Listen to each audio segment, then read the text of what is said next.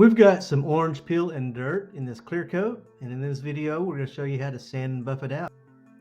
Okay, to do this we're just going to use some 3M sandpaper. We're using 1500, 3000, and 5000. Now if there was more dirt or heavier orange peel, we might start out with something coarser, but that's what we're going to do on this one. And we're just going to tape a small area off right here and demonstrate how to sand and buff and go through the steps. So getting that masked off, and then after it's masked off, we want to start sanding. Now this type of sandpaper does use water. Not all sandpaper does, not all DA sandpaper does, but this is designed to be used with water. So you'll spray it lightly with some water.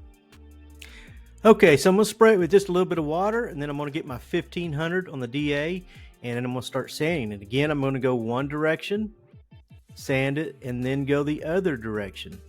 So once you think you got it pretty good and all the dirt nibs may be removed and the orange peel may be gone, you're going to have to inspect it. So I'll normally wipe it off real good and inspect it, and then you'll be able to identify real easy if it has any dirt nibs, because it'll be kind of glossy around it. It'll really highlight the dirt nibs and orange peel. So inspect it. If you have to do some more sanding, go ahead and continue with the 1500 until it's completely flat.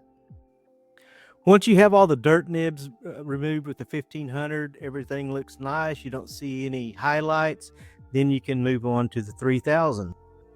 And with each grit, you want to follow the same sequence. You want to spray it down with a little bit of water, and then you want to sand in one direction, and then you want to sand the other, and go 2 or 3 passes each direction.